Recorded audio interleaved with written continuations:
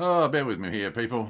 I've just started this stream and I am getting it set up because this is a sort of like a spur of the moment one, and I want to make sure that we're actually getting a stream happening. It says it's streaming, but got to see if I can see that it is online. Get a link to it, and we will begin. And it is not making this easy.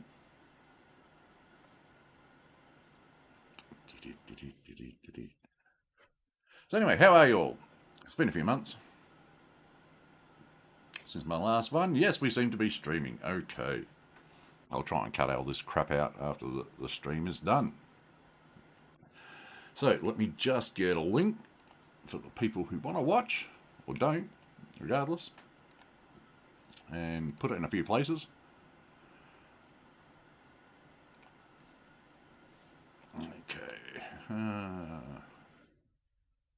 Just bear with me. This won't be too much longer. I normally would like to get a bit more organised than this.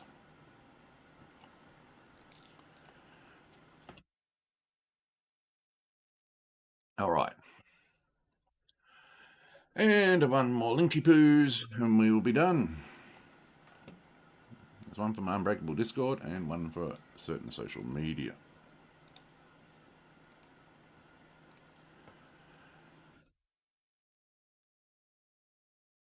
Okay, there we go. Alrighty. So, anyway, hello. Welcome to Unbreakable Gamers. It's me, Rabid. So, hope you're all well. Season's greetings, happy holidays, Merry Christmas, Happy Kwanzaa, Hanukkah, all that sort of stuff. So, yeah, today we are doing a unboxing video. And as you can probably tell by the title and thumbnail and stuff, yep, I'm going to be smoking, drinking coffee, as I usually do. But, yeah, I have the TP Link Tapo C200 security camera. Now, this just arrived today. I ordered it from Amazon. I think going price is about $60, but it was on sale for $60. And also with it got a 128 gigabyte Samsung 128 gigabyte Samsung Evo Plus SD card to go with it, because it apparently can take up to a 128 gigabyte SD card. I have to keep looking into how long it records for with that, because that's the maximum it takes. But I have seen elsewhere that it's I think it was like 16 gigabyte or 32 gigabyte SD card will record like 16 days worth. But what's a day in terms of how this thing works? Anyway, so yeah, this is a 1080p camera. It's Wi-Fi, so completely cordless, except for the power cord, of course. And it pans and tilts, and it has things like AI tracking system in it, so it can pick up.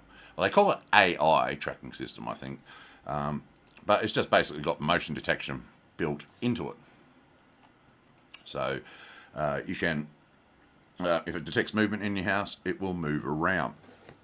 Also has night vision and a privacy mode, so you can turn it off if you're doing things that you don't want the camera catching.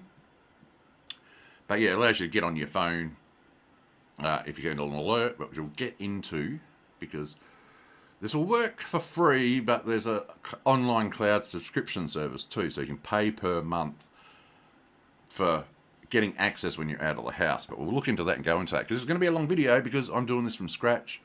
I ordered this, and we're going to go through all of it. I'm going to unbox it, we're going to review it, and, well, not review it, we're going to unbox it, set it up live, and you can see the results for yourself as they happen. And we'll also see how difficult or easy it is to set up. So this is probably going to be a bit of a lengthy one. We shall see. So, let us get Mr. Box Cutter out and get this sucker open. According to the box as well, it's got a 2-year warranty. Let's see if we can get through the shiny plastic. Should have taken the plastic off first, but yes, this has a 2-year warranty. But I will say, when it comes to warranties, especially in Australia, and any prices I mentioned too are also in Australian dollars. Any warranties in Australia that you get told like 2 years, 12 months, even offers of extended warranties, because local store JB Hi-Fi recently has been in the news because of their extended warranties. Because quite often, a lot of extended warranties actually give you what a regular warranty should give you under Australian consumer laws. When they got 12-month warranties, a lot of warranties aren't worth the paper they're printed on. In Australia, it essentially comes down to there's no set definition period of time, except for a reasonable expectation of how long that product should last. So, most people buy TV. You buy a $1,000 TV, you expect to get more than a year out of it. You expect to get more than 5 years out of it. I know, when I was a kid, we had old cathode ray TVs, and you get 20, 30 years out of the damn thing. Some of them probably still going today.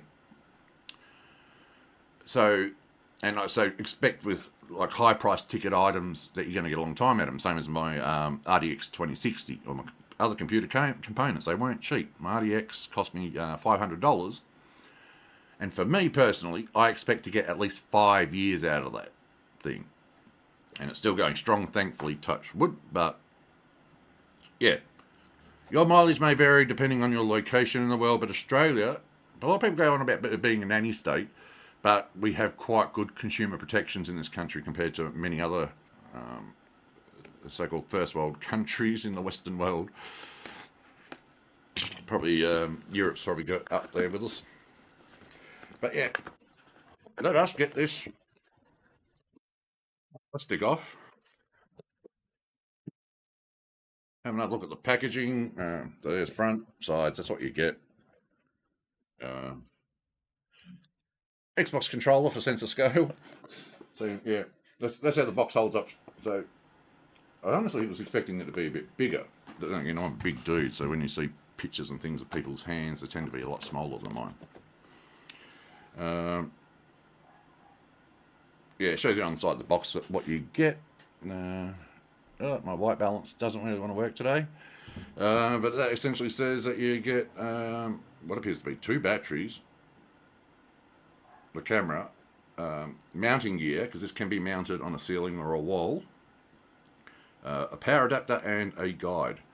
And that's, again, reinforced on the side. Motion tracking, 1080p full high definition, night vision, local micro SD storage, up to 512 gigabytes. It says that right there, that it's 512 gigabytes. Yeah, all the material I have seen, including the TP link site. Hang on, let me bring the TP link site up.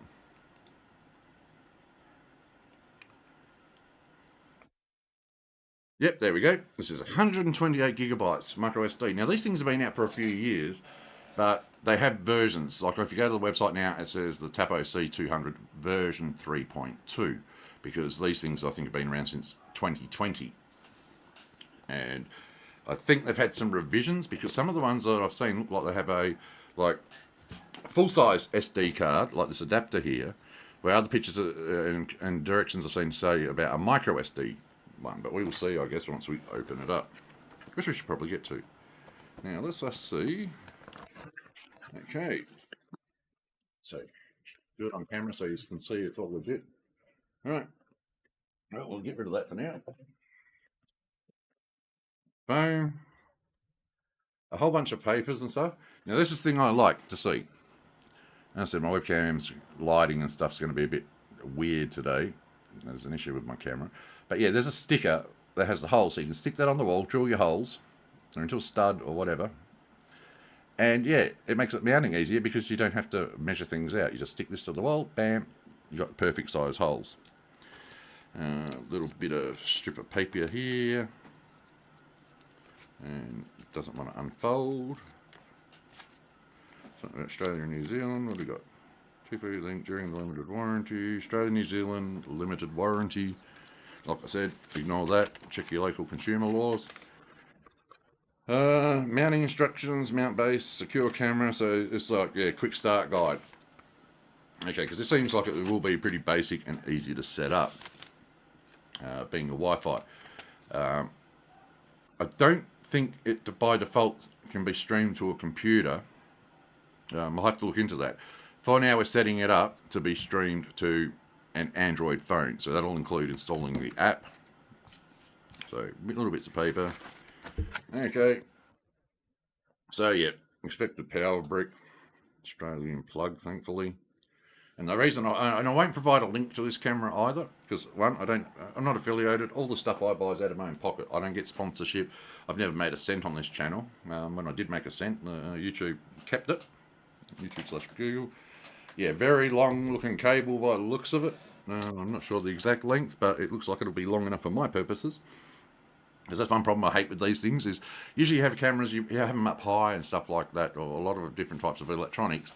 And so many manufacturers give you a tiny little cord to go with it. Not so bad when it's USB because it's easily replaceable, but when it's a specific sort of power brick like that, it can be a challenge.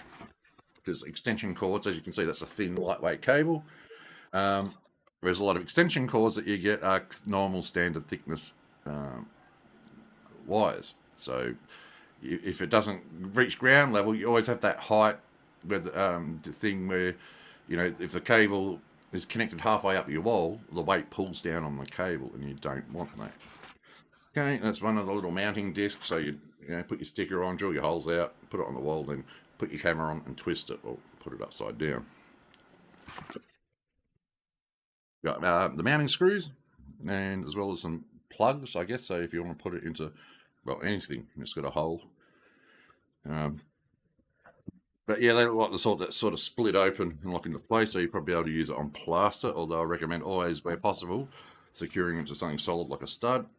And last but not least, a sock puppet. Hello!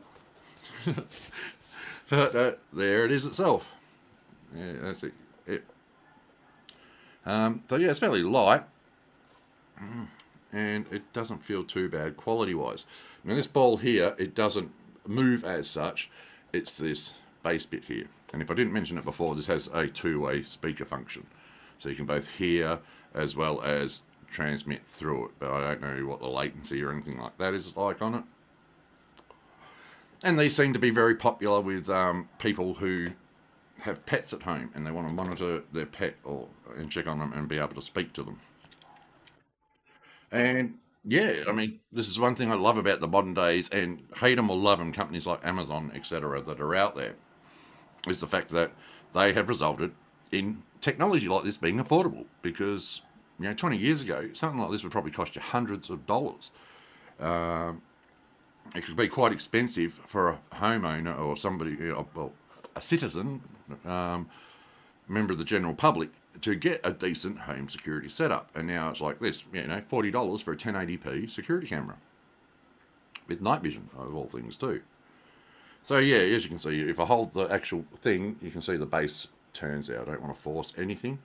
And as for the SD card, as you'll see, there doesn't seem to be any SD card. I mean, the whites are really going to be blown out today. Let's see if I can do something partly about that. If I turn off that light, that makes it a little bit better, having extra lighting. But yeah, being so white, and I've got the window in front of me with natural sunlight coming in. But yeah, this bit here, it goes back and you can put the SD card in to the black ball, but we'll show that when we get to it. Okay, so for now,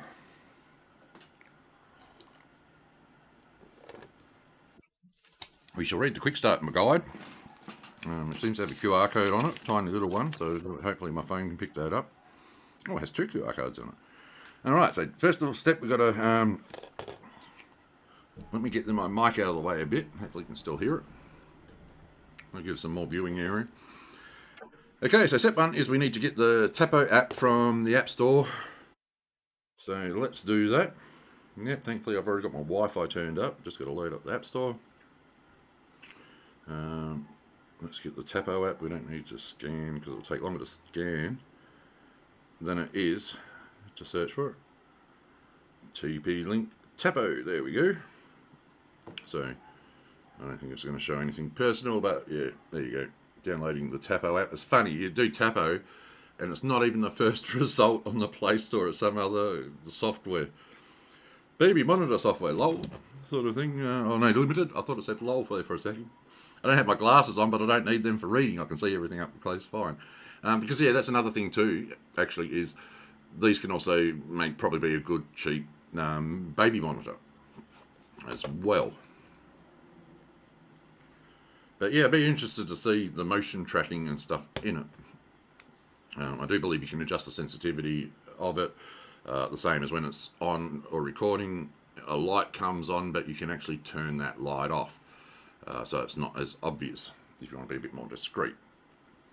Now, one thing I want to make clear here too, and especially to anybody who owns an Airbnb, when you're recording people in Australia, well, I'll say specifically Queensland, where I currently reside, but the laws are fairly similar regarding this sort of stuff across the country.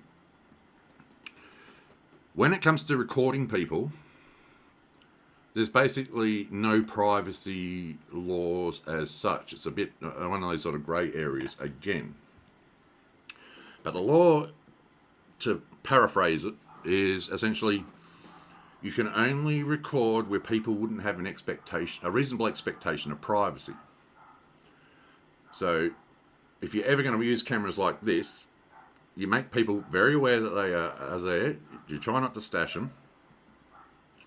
And if need be, you inform people. Like yesterday I had an inspection that I had a rental inspection. And I've had issues with the real estate company and then basically lying. So I've been keeping records of this. And every time I'm recording, I am letting them know I'm recording. Even though, technically, I don't have to because it's happening in an area, because, like I said, no reasonable expectation of privacy. Like one of the videos, out in my carport, having an argument with this tradie and the real estate agent. Now, you wouldn't expect privacy there because we've got no front fence. You could easily see and hear everything from the footpath. But, however, the difference is if you're using it like to be a peeping Tom or do upskirts and things, then you're going to get done because it's illegal to record people, even publicly, if it's being used for socially immoral purposes or voyeuristic purposes. Basically, if you're using it to create pornographic or sexual material, the cops will come and bust you for that one. Anyway, always check your local laws for yourself firsthand. Go to the official government sites and things. 2 seconds on Google will fix a lot of problems. All right, we got the link in. We got the app installed. There it goes. It's coming up.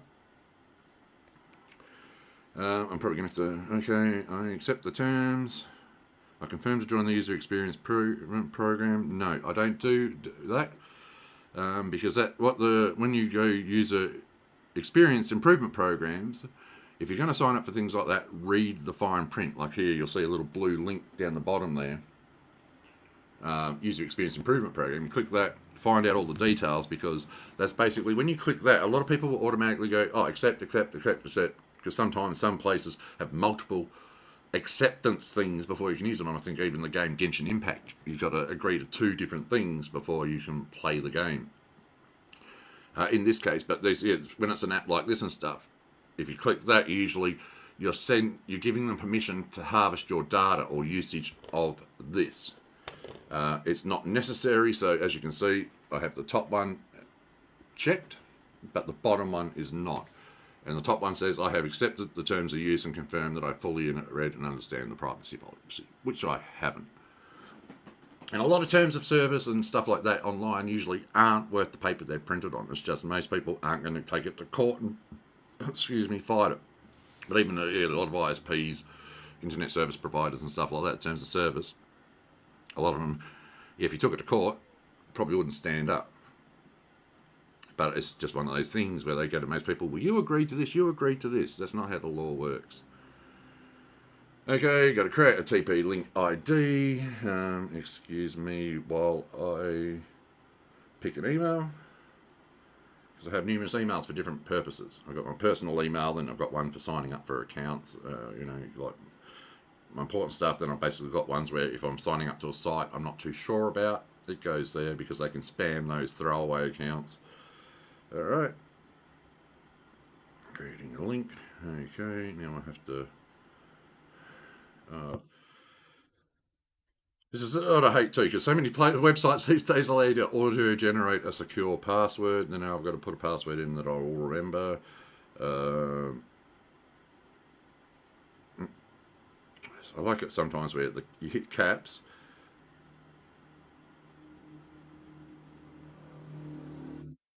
And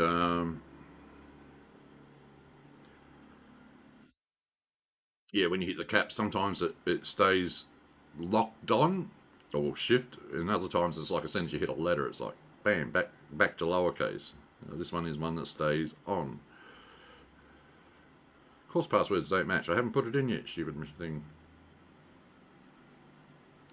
I'm going to go with a basic password for now until I can get on a web browser and set up my account and I can do a more secure password. I mean, although the one that I'm using should say, yeah, set your password, sign up. There we go. Yeah, same thing, see, except the terms, but they also have that. Oops, hopefully I didn't just show off my email then. These are the instructions in the email. Okay, so I've got to go do the email check. Email. If you're wondering, I use Mozilla's Thunderbird email client. Come on. Loading. TP link activation required. Okay. Yeah. Click to finish registration. Browser. Congrats! Your TP link ID has been whatever activated and logged in. So glad I'm not capturing my desktop right now. Pop up some things that are coming up. Oh my god, go away, Thunderbird. Close. Get notifications even though I've shut you down. What the hell? Close window. There we go. If you don't want to behave, I will force you to behave. Okay, so now I've got to put my password. I've got to sign back in. Damn. Shift caps lock. Probably an AI right now tracking my finger so I can learn my password. Because apparently, yeah, I thought about this a while back, years ago, about I wonder if you could work out somebody's password by the sound of typing. Well, apparently, that's a thing now with AI. Alright, signing in. Okay, I don't think there's any identifying, but yeah, once you're in, that's what you see on the screen. Let's try. That's not coming through closely. It's not helped that I don't have autofocus enabled on this camera. Okay, so the next step is power up. And I probably should have thought about this too, where I'm going to plug it in, but thankfully I should have some power nearby. Yeah. Yeah, this cable's a little bit tangled. I don't think I've ever had a cable this sort of tangled up out of the box. It's neatly done. It's just looped on itself. It's like not like it's knotted. It's just sort of twisted around itself. Straighten out the cable. So there you go. So that's a 3-meter cable because your arm span, fingertip from fingertip, is the same as your height. And I'm about 6'7" or about 208 centimeters, I think it is. So I'm a little bit over 2 meters tall. And as you can see, that's drooping down. It's not going out straight, so it's definitely like about 3 meters long. We'll say it's definitely a 3-meter cable. Yeah, goodbye box.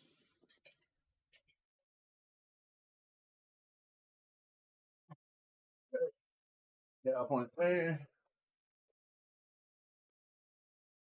Fix my armrest because yeah, I gotta fix that. As you can see, I'm using a glove at the moment for my 2 gloves for my armrest that came with my an add-on for my 3D printer. And then we plug her in and let's see if it explodes and catches fire. Okay, so we've got a little power light has come on. Oh, look at that. You can see the LED. So digital cameras, if you ever want to test an IR remote, like a TV remote or Chromecast remote, anything. Oh, well, I don't know if Chromecasts have IR because they're Bluetooth. But if you have something with infrared on it, digital cameras will show it, even if you can't see it with the naked eye. I can see it, but it's like very dull, glowing red. Like you see how that red light's flashing up the top there. To my eyes, these IR ones are much, much duller, and they're red, not pinky purple. Oops, now it's spinning around on me. Whee! I don't know what's happening. Oh, it's still turning. Let's see if we can get something stacked up here so we can keep it in shot. This is something I didn't think about. Okay. Get to the box. But yeah, it's done a backwards and forwards, like a rotation. Um, oh my god, this is so Jenkins unstable. All right, there we go. Yeah, also speaker holes on the back. I'm guessing that's where the speaker and the microphone are located. Now, because of the nature of this testing, I'm not really going to be able to get a good idea of the audio quality until after the stream, but you guys will be able to see it.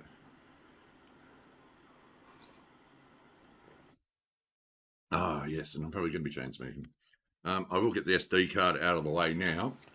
I won't put it in because, like I said, it's got to go under there. I've got to lift it up, so we'll get it at least out and ready to go. Oh. Scissors? Who needs scissors? We don't need no scissors. We got box cutter. Hey, look, man, box cutters can take down skyscrapers. They can take down a little bit of cardboard. That's a terrible joke. But when you think about it, if it wasn't for box cutters, 9/11 probably wouldn't have happened. Make them illegal. Think of the children. And yeah, that doesn't come with a hell of a lot. That just basically, but I mean, hey, it's an SD card. We all know how they work. Again, I normally would go with SanDisk, but this was actually cheaper than the same similar SanDisk options in terms of performance and things. Maybe I'll do a video too on what all the little symbols on your SD card mean, because it's very important. Not all SD cards are created equally. But for now, we'll leave it in a little plastic thing so I don't drop it on the floor and lose it. Because I have white tiles, and it's a white SD card. I think it's the first white SD card I had. But being a Samsung product, Samsung have a fairly good reputation technology-wise. I mean, they're basically the Apple of Android phones, for example. I've never had any problems with any Samsung products I have owned or used in the past. But if you're wondering, I'm the sort of person who buys a $250 Vivo phone instead of $1,000 Samsung or Apple phone. Okay, so we have it powered up. Now tap the plus button on the app and select your model. So, alright, up top corner here, there's a plus button. We're going to hit that next to a notification bell. Alright, add device. There's something else about the subscription service too for this thing. It starts off relatively cheap, about $3 or $4 per month. So for me personally, it would be like I'd be happy to let something like this go on its own. And then say if I was going away for a week or two, then I would probably just go, oh, well, for this month, I'm going to pay for the app, what's $3? And so I can remotely access it. But we'll see what the service is like and stuff like that, whether it's like, because $3 isn't much. However, here's the important thing.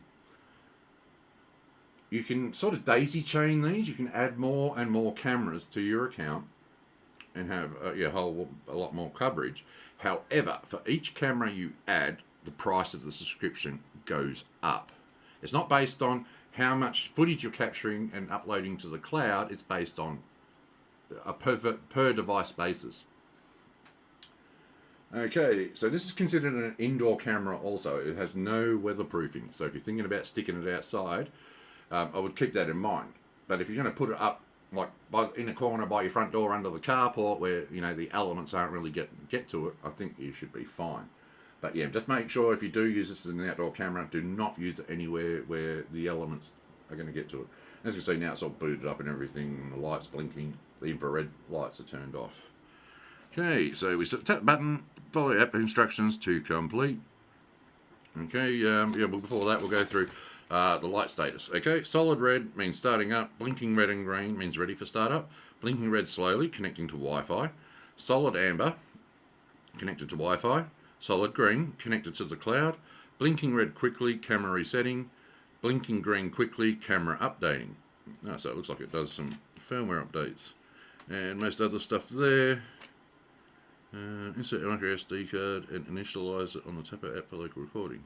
Right. Here we go. Appearance. Tilt the camera lens up to find the reset button and a micro SD card slot. Okay, so there's a reset button down here also. Powered on, press and hold the reset button for at least 5 seconds. The LED blinks red, the camera will reset and reboot. Tap it out for local recording. Okay. So I've seen people just like grab that. So, but gears and stuff, don't do it. If you can get the app controls happening, and then Now, here we go, Tapo C200, because there's other versions of this, like there's a 2K or a 4K version of this thing, but it costs a few more dollars than this one. 1080p does me, because I think that's that. I mean, look at this. This is a 1080p webcam. You can see how much different it is to my old 720p webcam. It picks up the details pretty damn good. Okay, power up and check the LED. Next.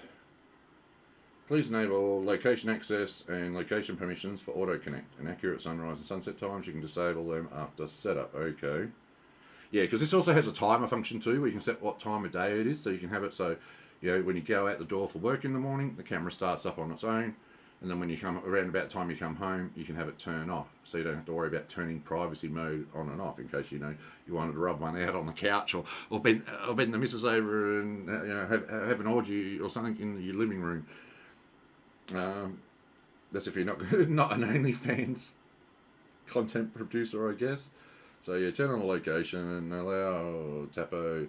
Yeah, I normally don't like letting things access my information, except for apps that can actually help me. Like, you know, GPS, for example, is a good thing because, you know, if you ever get done for speeding or being somewhere that you're not meant to be, you can use your GPS to go, according to my GPS, I wasn't travelling that fast and I wasn't there.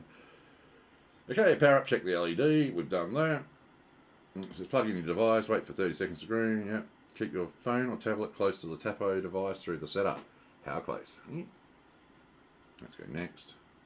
They're trying to get my fingerprint off my scanner. I'm under you people. I've got a message on Discord. I think it's Helix has replied to me. Okay, searching for a Wi-Fi network. Don't want to connect it to the neighbour's one. It's funny how mine's halfway down the list. Oh god, now I've got to remember the password. I think I remember it. But I better double check. Because not my luck, I'll go, oh yeah, got the password. And I won't. And I said, if you're sort of like, oh, this is taking too long, this is not the review, video for you. Because like I said, this is going to be every step of the way. That's it. Oh, so might have to put the password in. Oakley dokley. So myself sound like a bloody Narrowed Wireless. Yeah, it is what I thought it was. It's just, yeah, it's been a while since I've actually had to log into the thing myself. And I quite often will change passwords just for the sake of security. Save the password because we don't want to be doing it. And yeah, you can connect to my home network. God, I hate this fucking thing that's wrong with me and now it messes up my words these days. That's why, you know, when you see my videos and I mispronounce words or use the incorrect words and things like that, that's what's caused it. It's not because I'm some dopey fuck. It's because, yeah, there's something physically screwing with me. Quite often I do these videos and things, and as you know, I don't rehearse them, I don't script them, and quite often, while I'm doing them, outside of the ones that aren't edited, quite often, yeah, I can sit there and talk for ages, and it sounds like everything I'm saying comes out perfectly fine. But then I play back the video, and I'm like, wait, what? I said that? Probably part of the reason I haven't been doing as much content either. But hey, life's been getting in the way. We all get busy. Because I would love to be doing this sort of stuff every day if I could. And like I said, I don't make money from this, so I don't even need to be paid. Okay, unable to join your network. Please move the Tapo device closer to your router to get a better connection. Please double check your Wi-Fi password. Network encryption mode is not WAP3 only. Okay, well this is going to be problematic. Because we are down the back of the house, but I've got 4 bars on my Wi-Fi. Everything should be. Let's try again. I'll move my phone down so... Oh, well, it says keep your phone close to the device during the process. Maybe I should try hotspotting through the phone. But, oh yeah, I've got solid 4 bars on the Wi-Fi here. So, yes, this could be an issue. The range. I mean, it's not going to be here. I'm right up the back of the house. So this is a good sort of live test. Is you know, what's the range like on this thing? Because, like, yeah, no, I've never had a problem with any Wi-Fi devices at this side of the house. I don't have any extenders or anything. I've got quite a good D-Link router with the 4 antennas and stuff. Come on, human. Maybe if I hold it up, there can only be one. Yeah, it's taking a while to connect. Pairing your Tapo device. There we go. If your Tapo device doesn't want to pair, hold it up. Pretend you're He-Man and go, by the power of Grayskull. Alright, name your device. Let's call it Big Brother. Because why not? That sounds fun. Big Brother is watching you. 1984. It's finally come true. There we go. We're going to call it Big Brother. Custom location. Well, in this case, it's going to be in my living room when I do get it set up properly. Unless I want to get creepy and record Gizmo asleep at night. Choose an icon for your Tapo device. So, okay, now we're going through the setup and stuff. You have a whole bunch of icons. So, I guess if you have multiple cameras, you can easily, visually, just straight up say, oh, that's the, there's like a baby bottle there. So you can sort of say, oh, yeah, that's the baby camera. That's the living room. That's in the garage, sort of stuff. So that's good because, yeah, when you get an alert of a potential intruder in your home, you want to be able to go quickly to, well, just, anything. It's just easy to go, oh, I need to check something quickly, bam, instead of going, oh, which device is it? Oh, wait, is it the one I named Big Brother? Or because I'm one of those people, I just like using stupid names, like, my router and stuff, and put it on my guest Wi-Fi. I'll name it something like Virus Database Archive and stuff like that. Or, I'll name name it after the, like, Australian Federal Police Surveillance Van, stuff like that. Because I am just like that. Sounds good. Okay, we've got sounds good and mounts to the wall. We're just going to go sounds good.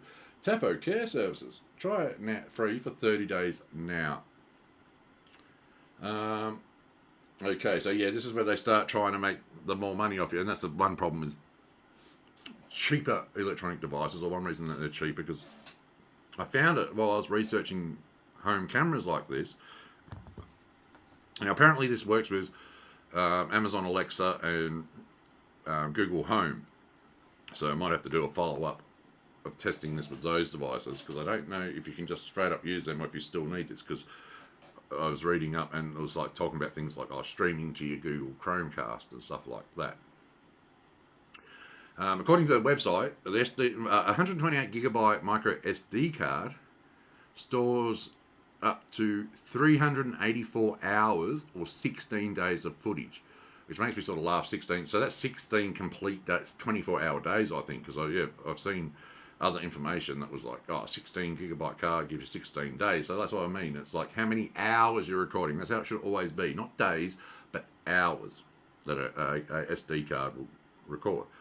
Now, this thing here too also has a very low frame rate because it's a security camera. It's not 24 frames per second, so I guess also to cut down on file size, it's capped at 15 frames per second, but we'll see the quality and everything, which is usually fine for this sort of stuff.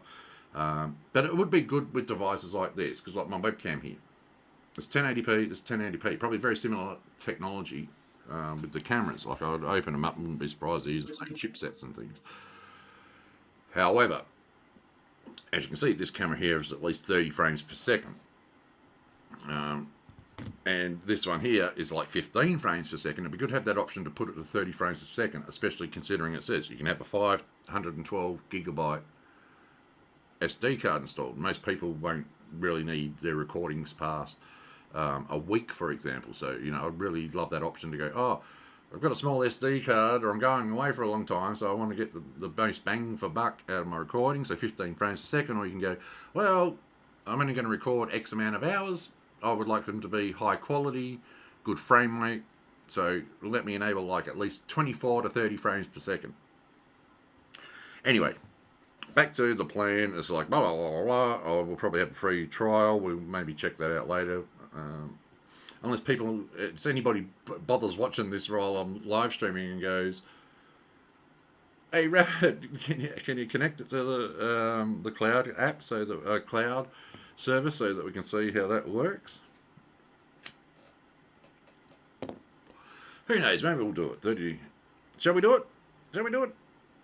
I will do it if it doesn't say enter your credit card details now, because that's the thing I hate about free trials, where we'll give you this for free, but first you've got to give us our bank card, and it's always set up for auto renewal. It's never that, oh, your month's up, do you want to renew? It's like, oh no, your month's up, auto renewed, because you forgot to go into your settings and hit cancel. But the thing is, it says unlimited cloud storage, infinite and encrypted 7 days or 30 days of cloud video storage for events. So even the cloud service has variances in how much you can store on it, based on price. So it's got one of those tiny, because that's what you want on a phone app, tiny little buttons to go to the next bit. Come on, you meant to slide or what? See, because I don't know if it'll show up, but like under this cloud button, under this box, so you see those 3 dots, which usually indicates you can slide stuff. Now it's sliding. Here's notifications with snapshots, because yeah, it takes snapshots of events, so when you get a notification. Go to the next one, Smart Sort, classifies cloud videos based on one or more detection events. Okay, so while this seems like a pretty basic setup, it does seem like it has some more complicated features. So, alright, let's try the 30-day free, see what happens, okay? But if it says enter your credit card or bank card or whatever, I'm going to be success. You have enabled a 30-day trial of Tapo Care. Explore what Tapo Care can do for you. You can subscribe before the trial ends or go to device settings to end the free trial early. So I'm going to say it's no, well, I didn't ask for any details, but it's like, it's on my phone. You better not be trying to like dodgily get onto my Google Pay or whatever, Google Wallet. All right, let's click OK. So now, all right, we're going to test the cloud services. I should have set up some music to play in the background while we're doing this. I have noise cancel. Alright, insert a micro SD card. Is recommended to use a Class 8 after inserting the micro SD card. Initialize the micro SD card from the Tapo app. Do not format it on your computer or use third-party software. So there you go. If you put an SD card in this thing, you must do it. But yeah, I can't put the SD card in it without the controls, which I don't have. So, okay, this has very little resistance. I'm scrolling it up now with my thumb, and there you go. You can now see the SD card slot and reset button. So let's get our Mr. Samsung SD card. Kind of a bit annoyed because I could have paid more for a bigger SD card and had even more recording. We're not going to need this, but I'll hang on to it because they're handy. Should plug that into my laptop actually, so I can have that SD card on. Oh my god, these things, they're so tiny. Now the thing is, I'm going to assume the SD card goes in, label up.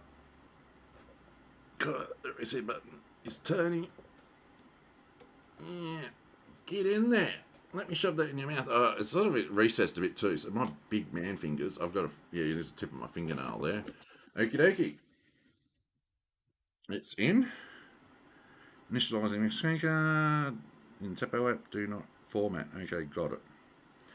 Firmware update. Auto update is enabled to keep a smart device. You can set. So, that's good. You can set time of day that you want it to update any firmware. I'm just interested to see what version it is, if it's the latest version or if I've got new old stock here. Wait, why did it put the baby bottle icon? Okay. Now check out what your smart camera can do. Let's go. Watch, listen and chat. So yeah, next stage. It's just going through like a quick start guide. Use crispy two-way audio to communicate with noisy roommates, family, or even mischievous pets. We'll see how crispy it is because, yeah, I've heard that there's a delay at least. Tilt up, down, pan, left and right, almost 360 degrees. Give them complete freedom to focus on the angles most important to you. Activity zones. Using activity zones, you can monitor a specific portion of your camera's view for motion. Configure activity zones and camera settings. This is good. Because I guess it's like one of those things, like if you've got like your baby in one of those little baby cage things on the ground, you know, the little fences that you can put together that some parents do, where it's like Chuck Jr. in there, so they can leave the room to go to the toilet away for 2 seconds. Or maybe you've got animals in a fenced-off area. You can set it up to, as you can see, activity zones, so that you can, I guess, highlight that area or have it focused on that area. Configure push notifications to notify you when your camera detects motion. Just visit camera settings, and then got it. Okay. New micro SD card identified. To use the micro SD card for recording, to initialize, note that all data on the micro SD card will now be deleted. So let's hit that's what it came up, little pop up. So let's initialize it. Oh my god, it keeps auto rotating. Update required. So here we go. Update now. What is it? Update your device's firmware, modifications, bug fixes, optimize stability of the Wi-Fi connection. There is a details button I can hit. Let's see what it says. New firmware available. More details. It doesn't really tell me anything. The new firmware version is version 1.3.11, build 231115 REL.84500N. Must new modification and bugs fixes, optimize stability for Wi-Fi connection. Okay, well, as we saw at the beginning, that might, oops, need that. Oh crap, I just backed out.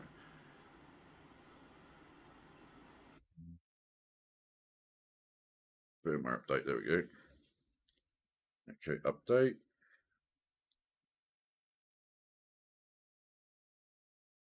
By the power of Crisco.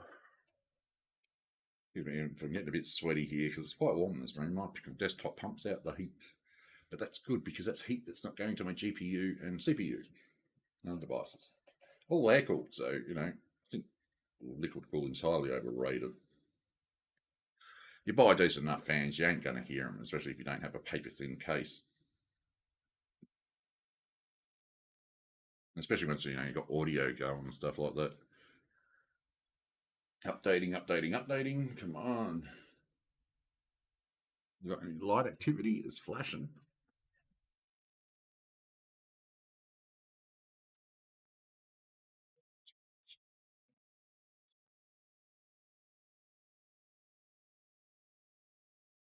But yeah, it does seem to have a good coverage, range of motion.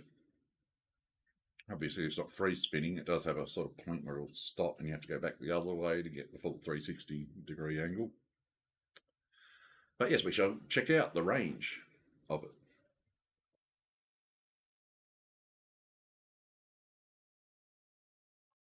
But this is what you're going to have to go through if you get one of these things, and this will give you a good idea of how long it takes to set it up, because I'm a fairly technically minded person, in case you haven't noticed. Chain smokes, but yeah, the firmware's taken a little while, but yeah, firmware often does.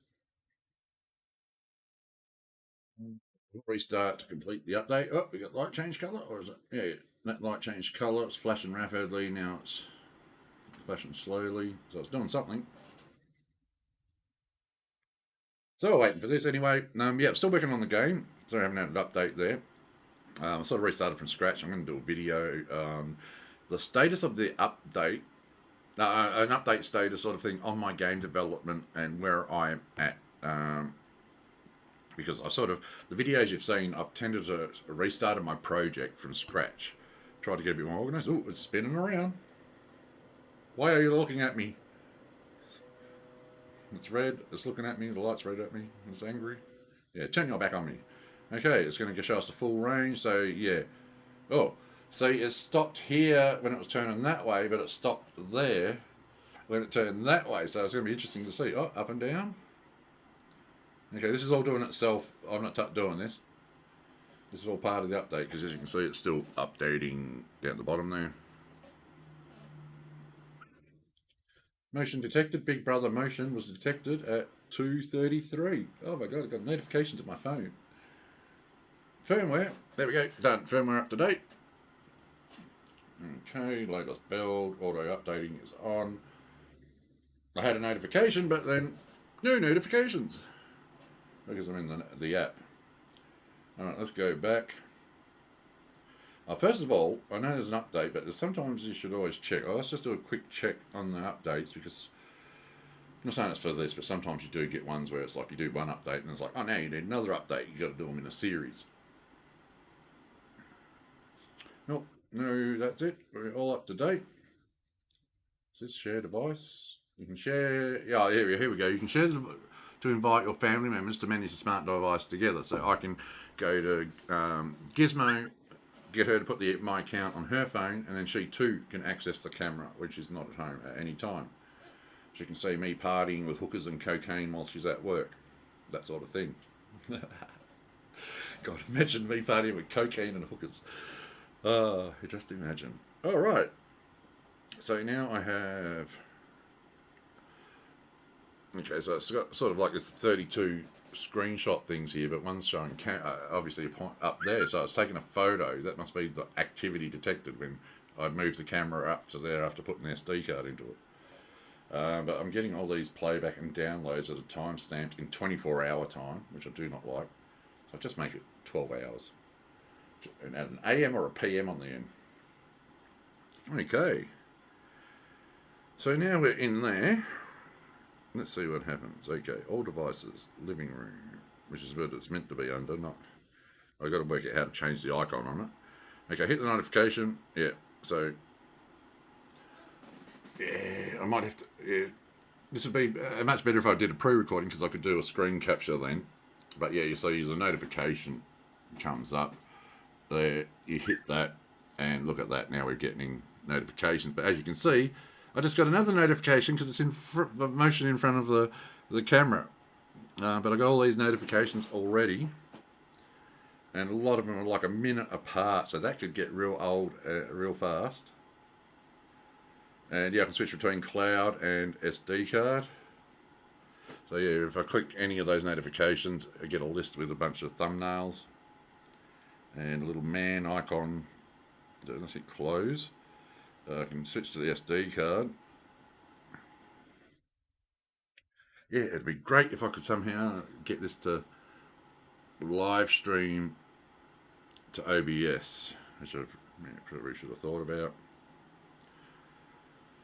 So let's see if we can get a full screen. Now, hopefully we can capture this. Let me shut this curtain here because the sun's starting to go down behind the house. Now, yeah, you can see a bit of a delay between me moving there. But there's my monitor with the TP Link website.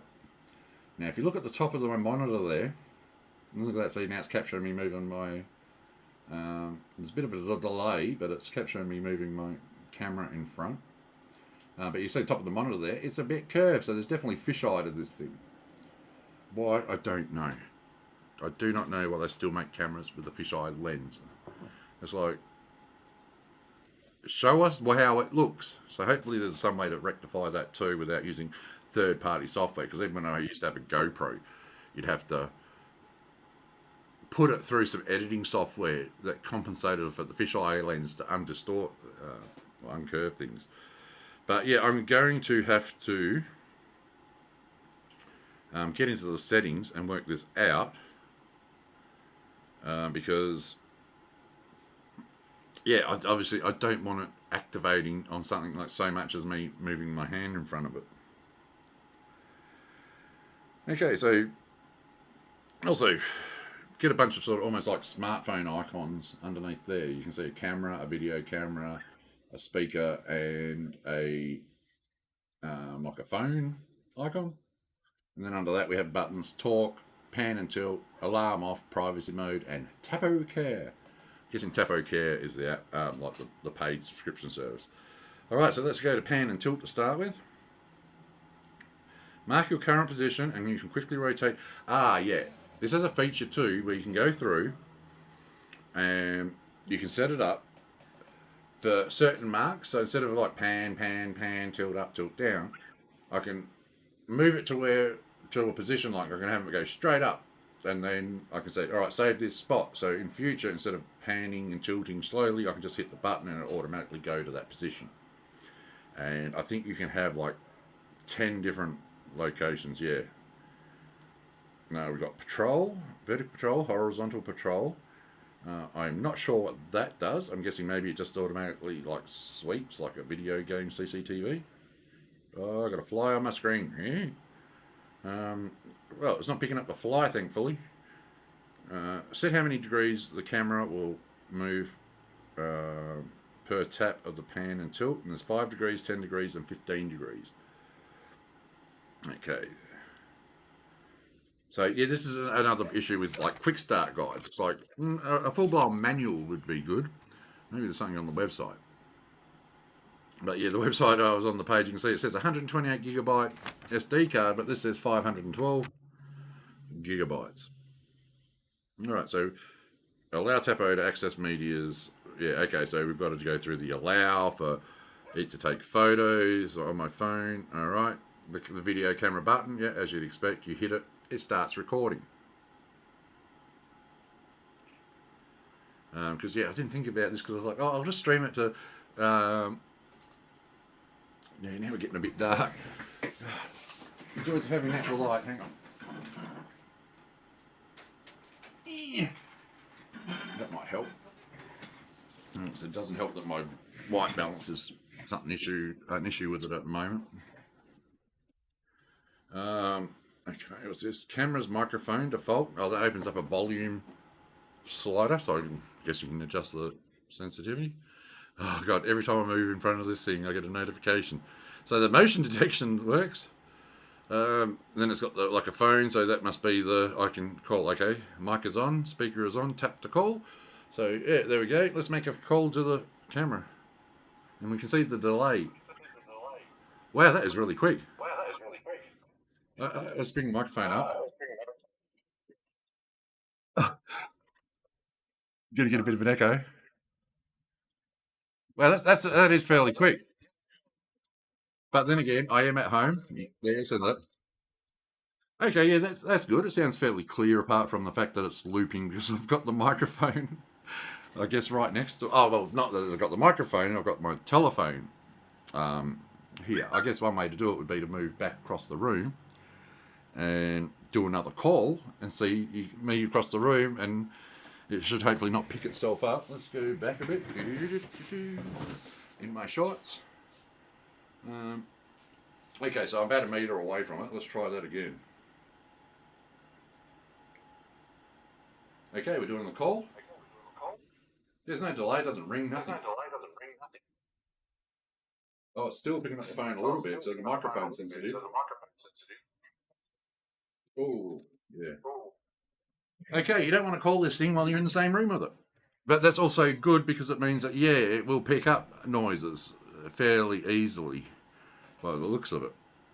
We've got alarm. Alarm is off. Let's see what happens if we hit the alarm button.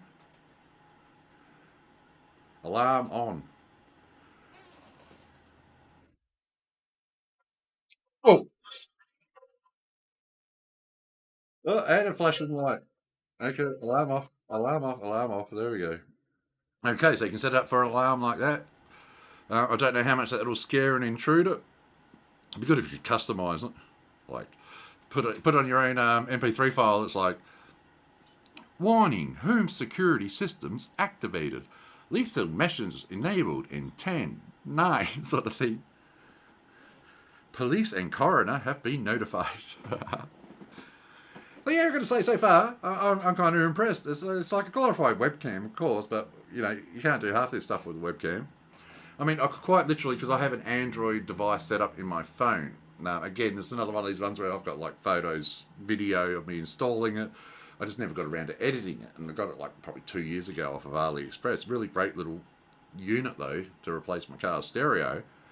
But, yeah, technically, I could put this in the car or bolt it to the roof and play roll the Google Maps car. But yeah, I should be able to install the app in my car even and bring it up on my screen. So I might have to test that out too.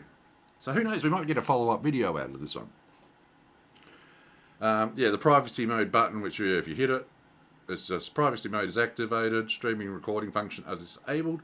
So now you can see the lights off and we're not getting any notifications. Oh wait, am I even using the right microphone here? I better check that. Yeah, okay, yeah. Because I filter my microphone through NVIDIA Broadcast. I should do a review of that one day also. So yeah, with privacy mode on, see the screen's now blacked out and we've got a blue button saying exit privacy mode. Let's hit that.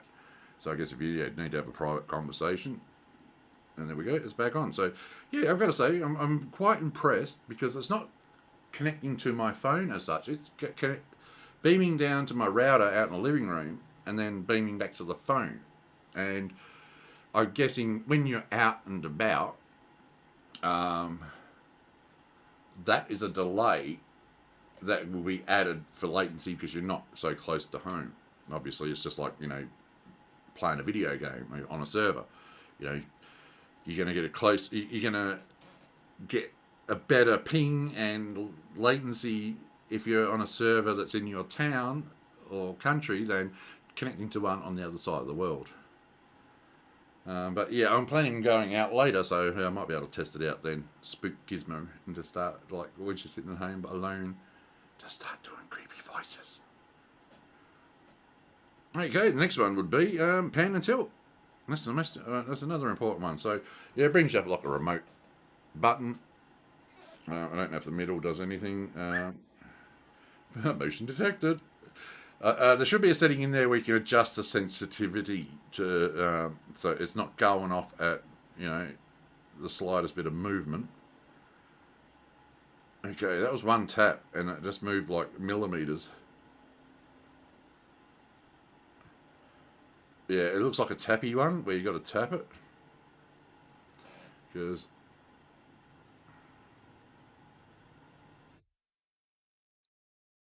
oh no, we can hold the button down. So now I'm holding the button down. Okay, but yeah, so that's oh yeah, this time where it did that setup and it stopped there, it's actually gone all the way around to almost line up with the power cord and the name on it, the little Tapo name thingy. Okay, there we go. Let's do Inception. Now this is live, so you can match me talking um, with the video on there, and you can see there's a couple of seconds delay. Hi diddly ho! And also, as I said, this is meant to have a reduced frame rate, so it's going to be a bit more stuttering. Okay, let's get this back around. Okay, you're holding it, holding it, holding it. I'm going to say that it not going scrolling like this. As you can see, it moves a bit slowly. And as I said, you should be able to. Oh, you can see my OBS setup there as well. Not really happy with the way this is going. Hang on for a second. Properties. Let's bring up my webcam. Actually, let's go back and you can see exactly what I'm doing.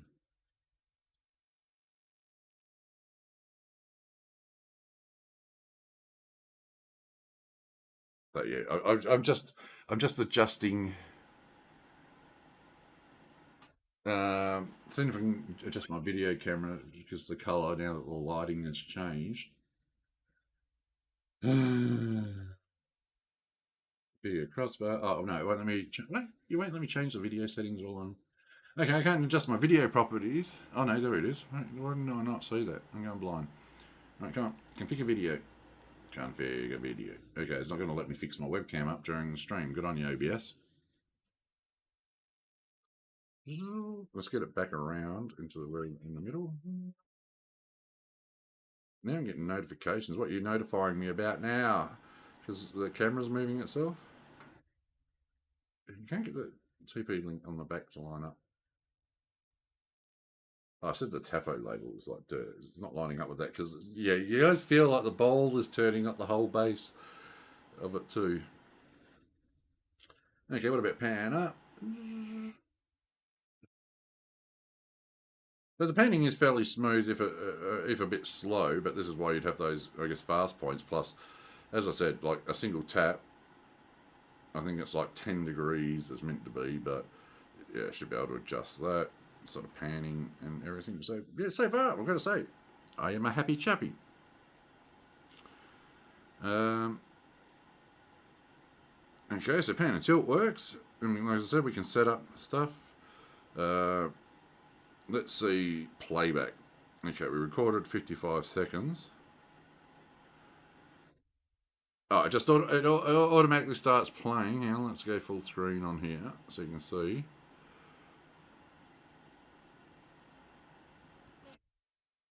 Oh, because it's don't do that. There you go. I believe this is from the streaming, so let's. Now it's all time stamped, watermarked. Unfortunately, it has the company name, but this is a playback of the videos from when we were doing the pan and tilt. There we go. Just give me another notification. See.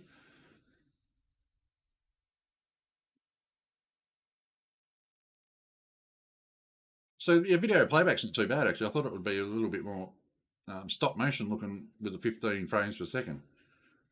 But it seems okay. It's looking a bit washed out there, but I can say that the colour and the image quality isn't too bad. So yeah, that's completely acceptable footage. But yeah, as we can see, it's capturing a lot already. And that's just with it set up for motion capture, where it's only meant to capture stuff. What's this video summary? Your day summarized. Okay, so apparently there's a video summary thing you can do. Your day summarized. Let's avoid that. And I need a drink because something's tickling my throat.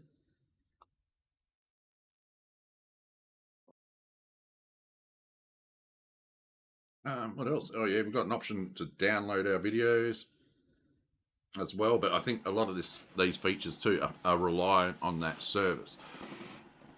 But there is an option to do the SD card. I think you can download it from it, but I think it would be easier just to tilt it back, get the SD card out, and whack it in a laptop and move the files over. I haven't seen what sort of media format these are capturing. Free trial, have 29 days remaining of free storage and video. So micro SD card is good. After inserting micro SD card, loop recording. Yeah, it has a loop recording function. That's the little blue switch there. When you have that enabled, the SD card will never fill up, because when it fills up, it will then overwrite the oldest videos and stuff. Another reason I wanted a big SD card for this. So yeah, got an option to. So yeah, under the settings we've got recording schedule, the SD card settings, as well as record sound. So you can, if you want, turn sound off so it will only catch a video. And then we have a whole bunch of other statuses, like status LED, the little blue button. If I hit that, I do believe, there we go. See, the light's now off and it's sort of in a stealth mode. And it's fairly quiet too. So if you did have it even in plain sight, you could probably, record or capture things, and it wouldn't be too obvious to anybody that's not looking directly at the camera. The volume isn't the loudest, but it's loud enough that you could have somebody talk to you. I don't know how far away across the room they would be, especially because the speaker's out the back. So it's probably good to have a surface behind it that could sort of reflect audio forward. We have notifications, advanced settings. Let's see what's under there. Camera account, power line frequency. Okay, so yeah, I guess that's so depending on where in the world you are, because I think in Australia our 240 volt is 50 hertz, and places like the US it's 60 hertz. But I don't know how much that matters now, because even my webcam has that setting in its main tab, and I mean under its settings and options, but I have not seen it make any difference. It's meant to be like, anti-flicker mode or whatever. Set it to the right power. Yeah, your camera should match your region. If you notice flickering in your video, try changing frequency. If you're not sure, auto is recommended. Well, mine's set to auto. But I have found every webcam I've ever owned, for as long as I can remember, I've never had any flickering like they say there, so I've never had issues with power. But then again, I think Australia's power tends to be very clean and solid. Maybe it's just a US thing, because I'm sort of kind of amazed at how America does the 110 volts and how awful it is. But hey, that gave them 60 hertz NTSC and stuff like that. But yeah, same thing too. Scan line interleaving and scan lines. It's like, who wants them? So I think there's something to be said about PAL and 50 hertz. If you don't get the frame rate right. But back in those days, when that was even a thing, nobody gave a damn about if they're playing their games at 30 frames per second.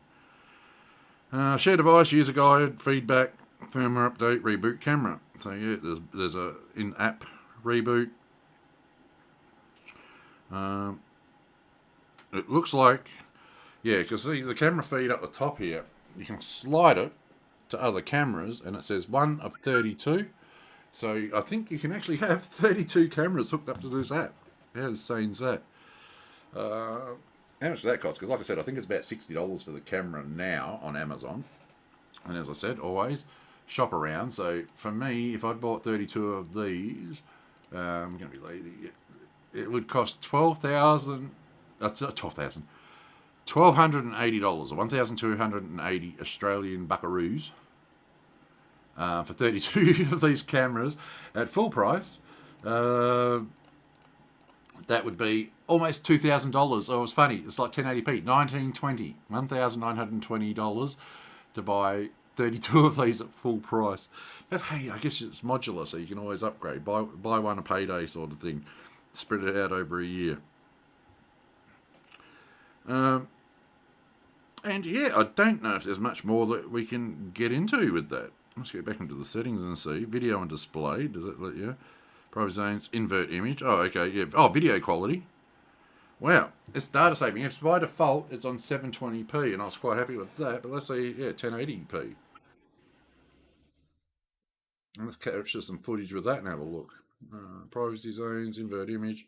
Oh yeah, we can invert the image. Upside down, back to front. Display tag. Turn on display camera, the tag on the top of the screen for all your cameras. So, okay, so that's good. You've got a live tag and a speed tag. I just turned them on and off by default. But if you see above the picture, it says device name, and it has like Wi-Fi bar, so you can actually see what sort of signal you're getting from it. I'd like to remove the Tapo watermark though from the corner of it, because companies, we've bought your product, don't want you advertising. You know, I don't want to have to sit there and edit out your bloody watermark. Give us an option to turn it off. Not to say they don't have one here, because I want to check these things. But the tagging on screen is pretty. Yeah, I like the idea of that you can see what your connection speed is. And that I've upped it to 1080p. What display information? Okay. Oh, there we go. Display logo. There is an option to turn it off. Display text, display timestamp. So we'll turn off the logo. And what text? Oh, okay. Okay, you can also add custom text to the overlay that appears on the video, but we won't worry about that for now. That'd be good. I can put Unbreakable game if I ever upload it in footage. And, oh, yeah, detection settings. That's one else we might want to look at. Let's hit the detection. So yeah, there we go. We've got motion detection tracking off, but motion detection is on. And it also has a person detection. So what we're going to do is we're going to turn motion detection off. We'll turn person detection on. Oh, it even has down the bottom baby crying detection. So you should be able to set it up to pick up somebody crying. I wonder if it picks up your victims in the dungeon. I just want to know that, because I don't want that to happen. Oh, wait. I don't have victims in the dungeon, I swear. So on person detection on, and let's put on motion tracking too, because this will be another interesting thing to test. Okay, status LED, privacy mode, notifications, advanced settings. Okay, we've basically covered everything then. So let's turn this boy around.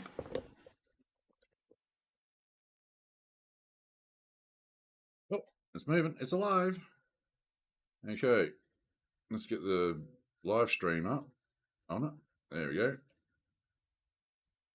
Hey, look at that. It's tracking, but it's not showing my face. It's tracking my arm. Hello. Hello. Person tracking. Hello. Okay, that's not winning any awards. I was a bit delayed, but it's trying. There we go. It's set up for person tracking and it's person detection and motion tracking, but it's following my hand. But it's not following me. Hello. Yeah, I'm up here. Hey, buddy. Eyes are up here. Hello. Yeah, you can see on my phone what it's doing. All right, let's see now.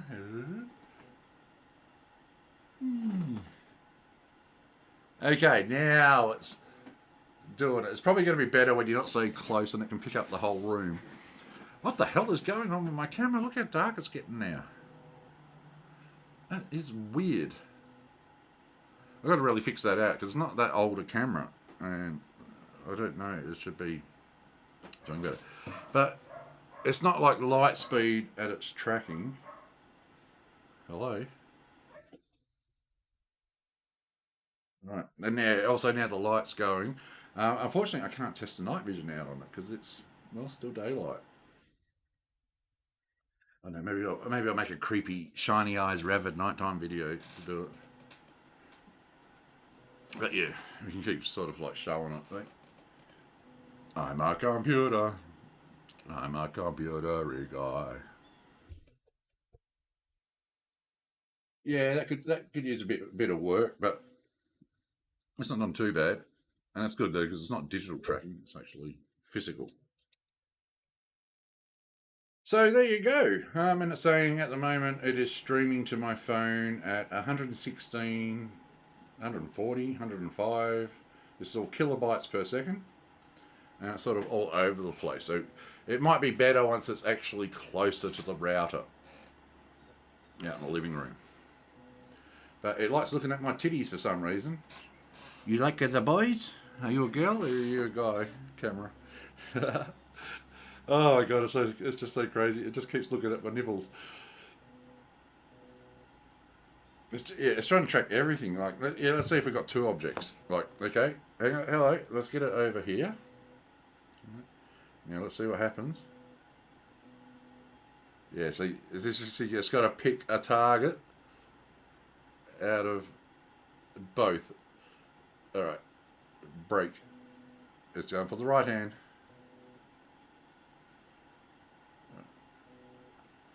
Yes, whatever sort of moves first. So I made sure I moved my left hand a little bit better. Oh, red light. Yeah, so this is going to take a little bit of getting used to because I've not used a security camera like this before.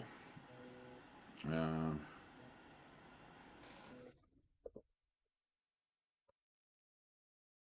so yeah, that is the Tapo C200 webcam. You've got a feeling the night vision will be okay on it.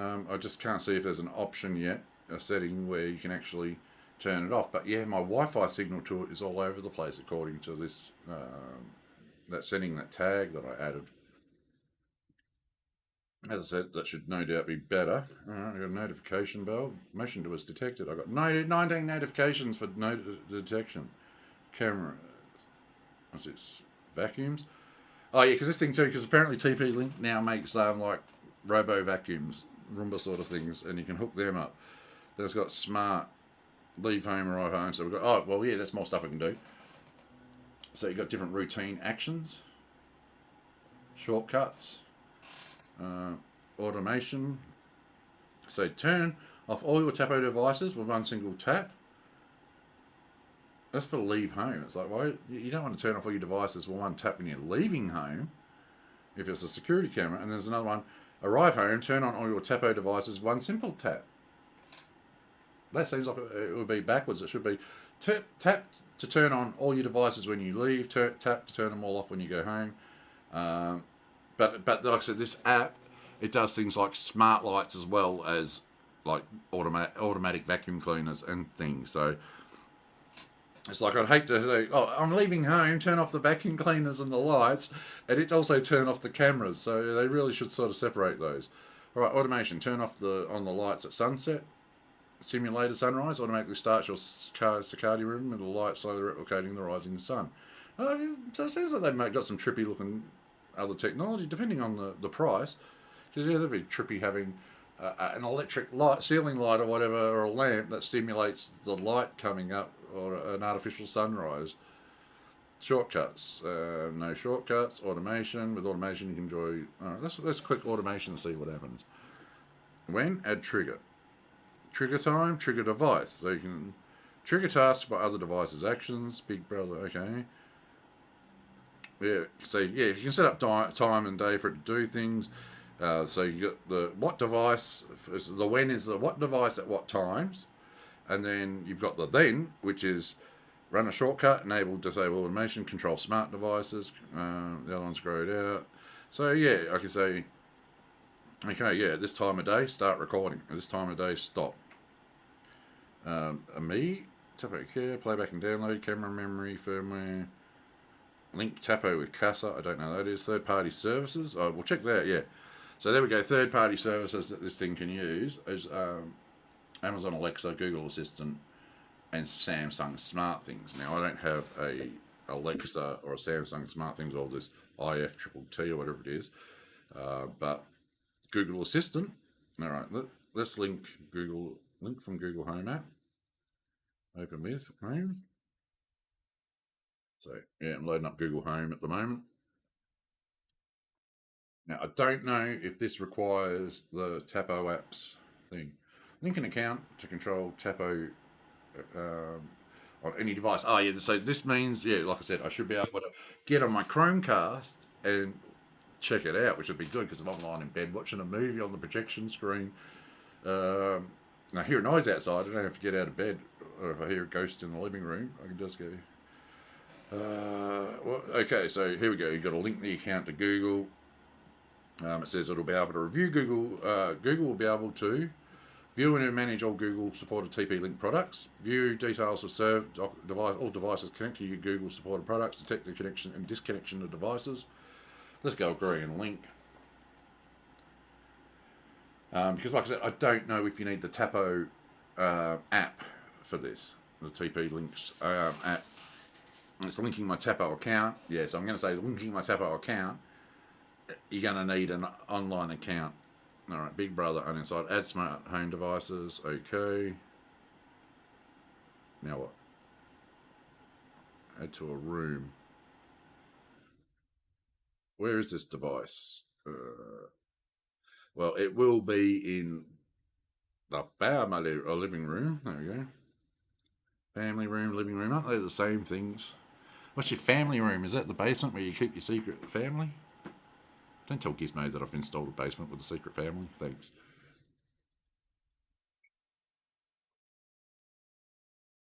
Done. Yeah. Okay, Chromecast TV off. That's my Chromecast in the bedroom. It's got a broadcast button. Reorder. Okay, and yeah, this too. So yeah, you can see the one of my Chromecasts. I've got two. Is showing up there, and a broadcast button. Let's go what broadcast is.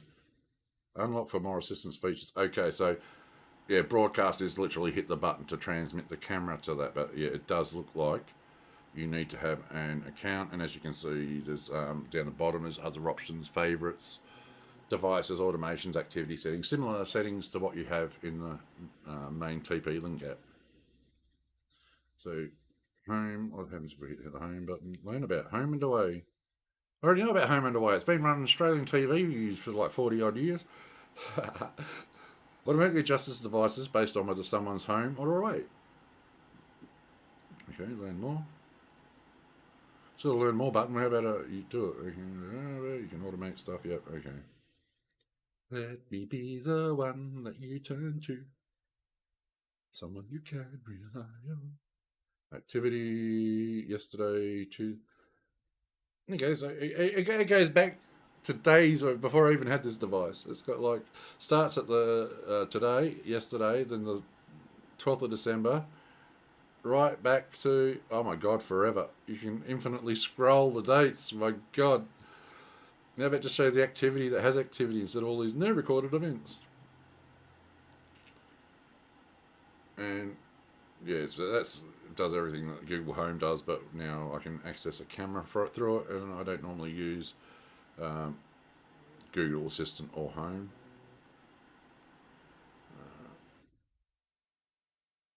Wait, oh, okay, it actually shut down the Tapo app. So let's find that in my things. Oh my god, where are you? Where is Tapo?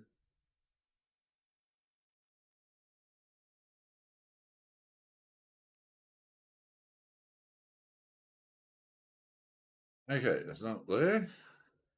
Usually puts your apps into the first empty slot on your Android's desktop.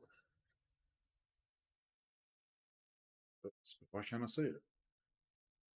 Okay, I cannot see this. Oh, there we go. Put it on the last page. Let's move that to say at least the second page.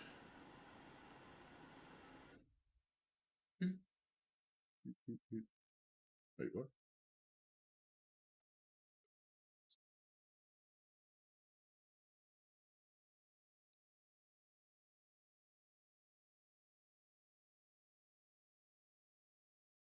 Oh, there it is. Okay, so I'll slide this app back up. Yeah, I almost came to finish the video until I noticed those things. New Tapo Care feature is ready. Okay, new thing pops up.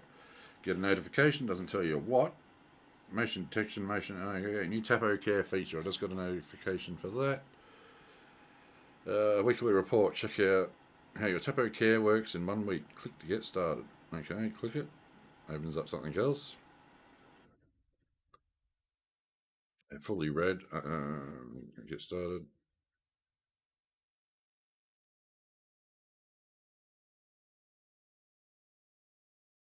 Each report will be generated on a Monday. Stay tuned for your first report. So we don't actually have a report. It's going to give you a weekly report next Monday. So yeah, there's going to be a little bit of a learning curve of this thing, but I've got to say overall it looks okay. Well, what I should do actually is that activity detected 15 minutes ago. Because yeah, I didn't check the 1080p quality, so let's check that out.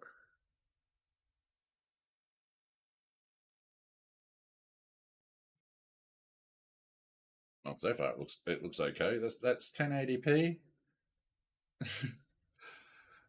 Things like resolution, it'll affect video quality too. So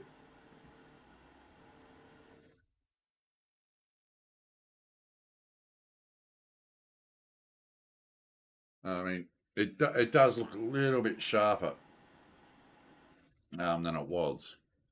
So, but yeah, on my phone it'd be obviously different if I had it on the desktop screen. So low res stuff always looks better. Wait, did that motion track? Oh, all right. So motion tracking's still on, even though it's set up for people detection. Maybe it saw my face on the screen. That's people. Yay, I'm people. My hand is people. Let's see if we can get it to follow my hand if it thinks my hand's people. Well, certainly reacting to my hand. So let's get it back to its default spot. Now that's one thing I don't like is you got to keep panning. It'd be good if it had like a home button in the middle there where you just hit the center like on the TV remote or something, and it would automatically zero back to here, including the pan and the tilt. But yeah, I got to say, for the price that I paid, I'm impressed. I'd probably be impressed for $60. Oh, we get to the part of the video where I got to take my teeth out. Don't know why it is. It's always when I'm live streaming. But as I was saying too, the resolution should affect probably the streaming quality as well as it is where it should stream better at a lower resolution. But I would like to have 1080p because the whole point to me for security, I guess, if you just want to see basic shapes and motions, it's fine. But if you want crystal clear, 720p, don't get me wrong, is fine. You can usually identify people and things like that. But smaller details, maybe you got somebody break into your house, they're masked, but they have a logo or something on their clothing. I want to be able to zoom in and enhance that, which is a lot easier the more high resolution that image is. But for a 1080p security camera, it's not doing too badly. I mean, let's check out that alarm again.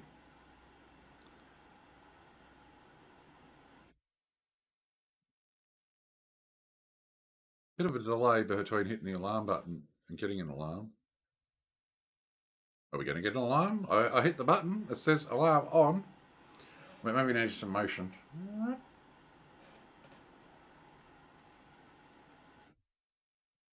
Maybe not. Okay, now it's moving. But we ain't getting no alarm. Okay. The alarm was or whatever before. Okay, let's turn that off. That is weird. But yeah, the video quality seems good. I don't like the fisheye, but that can't be helped as far as I know, because you probably have to swap out the bloody lens on it if you did. And I don't know, because with a GoPro it's pretty easy to unscrew a lens and replace them. Uh, but yeah, it's sort of neat and stylish. Yeah, how hot is it? Yeah, getting a little bit warm being an electric item. That's always going to happen. It didn't like me choking it because it's moving around. Oh, now we're getting alarm. Person was detected. Let's have a look at what it reckons a person detected was. Let's go back to the notification.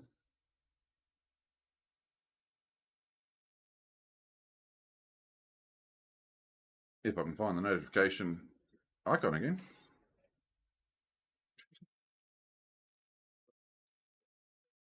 Oh, there's a three thing.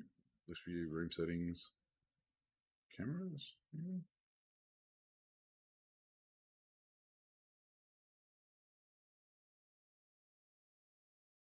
Oh, there we go, because I had scrolled down a little bit. All right, so if we hit detected person,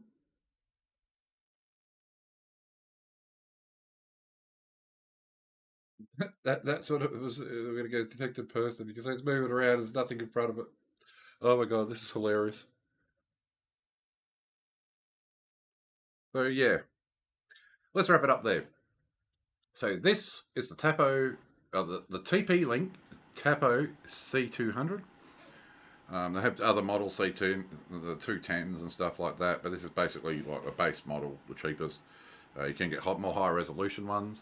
And yeah, you can see the pros and the cons. It's only like single wire, and it's wireless. Picture quality seems good. Audio quality doesn't seem too bad for what it is, for the price range it is. So far, yeah, I've got to give it further extensive testing. Maybe I'll do that and do a proper video instead of one of these on the fly live streams. Get the settings, get it set up, get it set, give it a full proper test, capture some night vision. Maybe in a month or so, if I remember, we'll do a follow-up test, eh? But for now, we call it quits there. And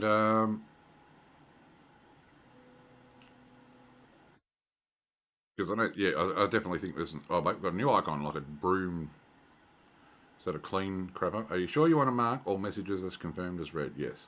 Okay, so that's what it is. When you get notifications, there's a broom icon. I thought that might be like, oh, sweep all junk or whatever. But yeah, it's okay. I don't know what security's like, how easy these are, but that's the thing too. When you make accounts and stuff, always make sure you change passwords. I like the fact that this one didn't come with a default password. It requires an account.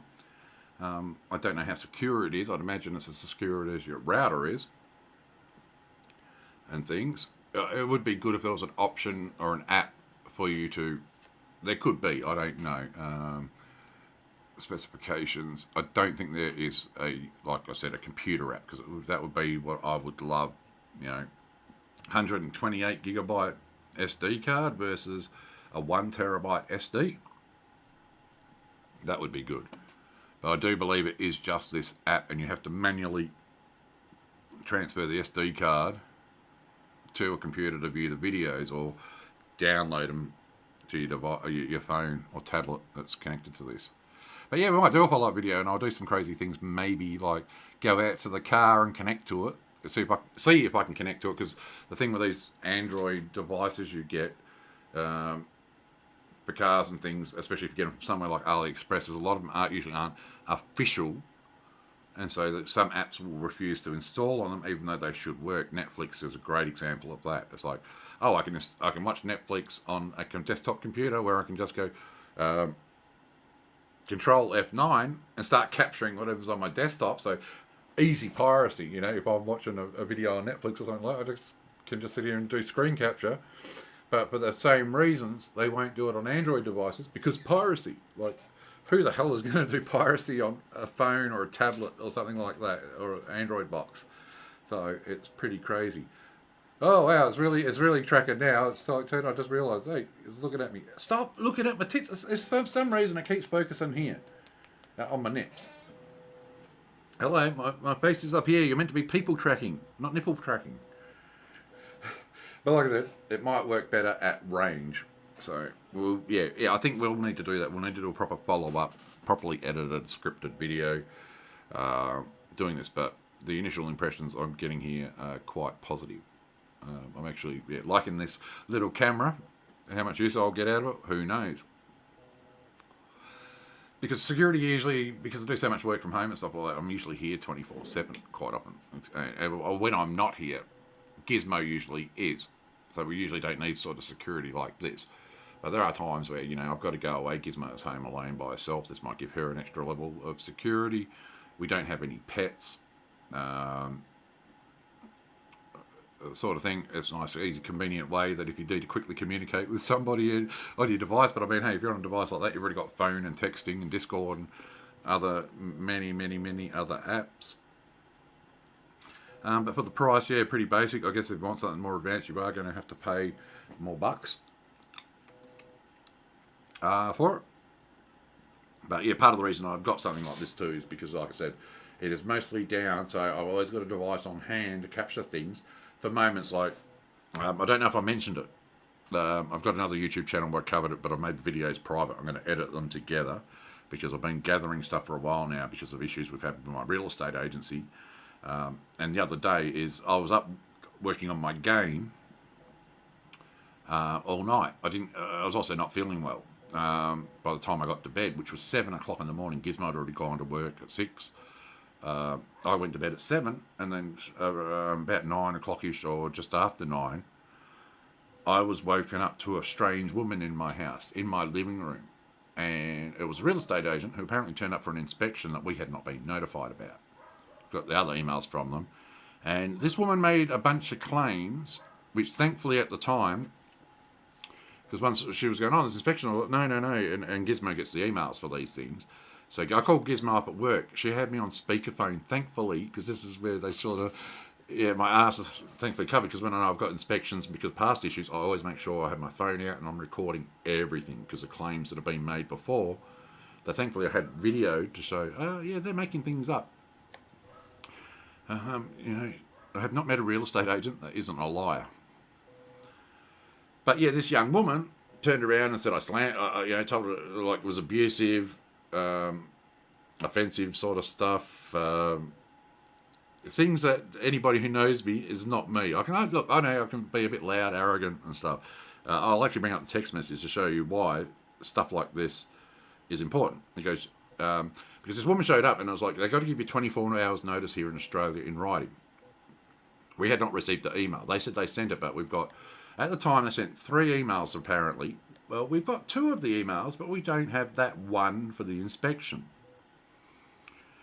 And I said to her, like, I'm half asleep, I'm not feeling well. I'm like, what are you doing in my house? Because I woke up hearing this voice going, hello. And it sounded like it was outside, but I'm like, that's really crisp and clear. So I get up, stagger out of bed. I've only been asleep for like 2 hours. I've been awake before that for more than 24 hours. Because most people who know me know I've got a lifelong history of insomnia. In this case, though, it would be, like I said, I was up all night. I was having a problem with my setting up my AI in my game. And so I spent all night trying to fix it. And it turned out to be one of those things that I spent like the whole night fixing it. And it was one of those things that took 2 seconds. That's for another video. But I just said to this woman, look, I've got to call Gizmo. I need to get on my phone and call her because I'm not aware of any inspections. Helen has not told me about these inspections. And she's like, I'm going to call my boss because if you don't let me in, I'm going to breach you. Blah, blah. I was like, well, you already let yourself in. You obviously knew somebody was here because, you're sitting there calling out, hello, my car's in the driveway. You can hear that the TV's on that I fell asleep to, or my Chromecast and projector. And I snore louder than 100 chainsaws sort of thing. You can probably hear me outside the window, which you got to walk past to get to our front door. And she knew somebody was in the house because if you just got an inspection, we'll just get on with the inspection. You don't just sit there in the living room going, hello. You wait, you knock. And if you know somebody's home, you keep knocking. And I hate that fact that real estate agents have this right to just go into your property. You're really fascinated with looking at me, aren't you? This thing going nuts. Yeah, it is pretty quiet. that they can let you into the property. And I've been here for every inspection for the last 15 years, and they do 4 of them per year. And this was just often, it was this young chick, and I was like, she's like, I'm going to call my boss, and you'll get breached, blah, blah, blah, if you don't let me do it. And I was like, no, you're in my house illegally. I didn't even mention it at the time, but I've since spoken to him. I said, look, you want to do these breaches. There's nothing stopping me from going to the cops right now and getting her ass charged for break and enter, because we can show that legally they had no right to be there. It was a break and enter. And can you imagine, waking up in your own home, in your underwear, because I was just like only in my jocks, and there's a strange person. I'm just lucky it was this short woman. But it was like, imagine if she woke up in her house and there's a big 6'7" guy like me. And part of the reason is appearance, like my teeth and how loud everybody knows I am and how I talk, and as well as my size, it intimidates people. Short people, for some reason, feel like they're being stood over. I guess it's a natural instinct thing, Watch out for big things, they'll mess you up. Like bears and stuff, maybe. I don't know. But I was very polite and civil about it. But I'm like half asleep, my hair's all frazzled. I'm like, what's going on? Well, I have Gizmo on the phone. She has me on speakerphone while she's looking up these emails. And she's actually in the lunchroom of where she works with all of her co-workers. And so all her co-workers could hear this phone call. And I was just like, oh, can you check your emails? And she's like, no, there's no emails and stuff. Well, this chick... I was like, look, you call your boss, but you're going outside the house. I'm telling you now, until we get this sorted out, there is no inspection. So you want to come give us an email right now, send us an email, and come back in 24 hours? Not a problem. But this chick was just, breach you, we'll breach you. If you don't comply, you're going to get breached. And I was like, well, go ahead and breach us then. I said, you're going to do it regardless. I said, you're going to breach us. I said, because I'm not going to be having this inspection today. I said, got Gizmo on the phone. She's saying she doesn't have the email. We need to get this sorted out. But I said, but go ahead and breach us. I said, because I will go contact the landlord directly and get this sorted out. Especially once I've shown and proven that you have not sent this email. Because they're like, oh, our computers show it was sent. And I was like, well, let me on your computers and we'll see if it was sent. Because I know I can get on our phones and computers and show you damn well it was never received. But straight after that, she sent this text message. You will receive a breach for failure to allow access for today's routine inspection. Now, when she left, I was like, look, just breach us. You're not coming in. We'll get this sorted out later. But for now, I'm sick. And I even told her that. I said, oh, I'm sick. Oh, you just wake me up. I've been awake all night. But while she's outside on the phone, so whoever she was on the phone with would have heard all this too. And I've gone to close the door. And as I've gone to close the door, she went to say something else. And I was like, wait, what was that? And it was just still more of her threats and hostility. So like, oh, you're just still saying the same stuff. Shut the door. Shut the door normally. But she's gone and texted Giz, you'll receive a breach for failure to allow access for today's routine inspection. The breach will also include unapproved tenant and objectionable behaviour, because they're saying I'm an unapproved tenant, despite the fact they've been taking rent out of my bank accounts of various real estate agencies and owners that have had this place. Because, yeah, we've had like 3 owners, 4 real estates. 1 tenant, 15 years.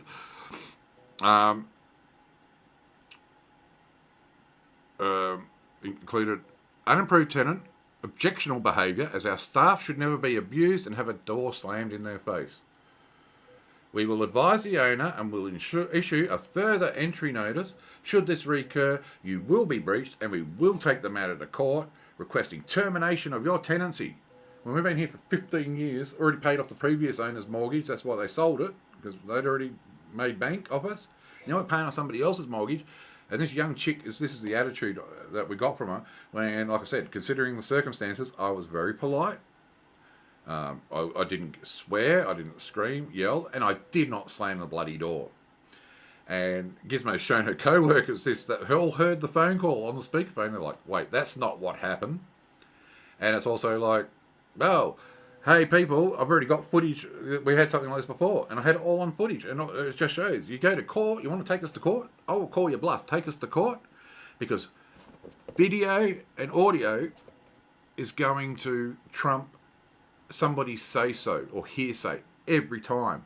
And so this chick's made herself look like an idiot because we got all this evidence. And it was like, oh, this thing arrived today. If only it was here yesterday or the day before. But I did a live stream yesterday of the cameras I do have set up. And I had to tell them, look, I'm recording. I was like, you want to breach this? I said, I'll send this to the landlord. You want to retract these breaches, because I'm happy to go to the tribunal and stuff because I've got evidence here that shows that you people are full of it. So this is another reason why somebody like me gets something like this. And I already ordered this before the bullshit inspection last week. And then they came around to it yesterday and they were nice as pie. They bent over backwards to report maintenance issues and stuff that they've been ignoring for years. So that's another reason for having a device like this. It's to cover your own ass, especially if you're a renter. Because, yeah, it's amazing how when it comes to he says, she says, people like me, the tenant, and the way that renters are viewed, the fact that, we can afford mortgage repayments each week for somebody else, people go, oh, but you can't afford your own place, you're a piece of shit sort of thing. And you got to have stuff like this to protect yourself. And because of this sort of stuff, that's why it's like that text there. Oh, God, I hope that didn't show Helen's phone number.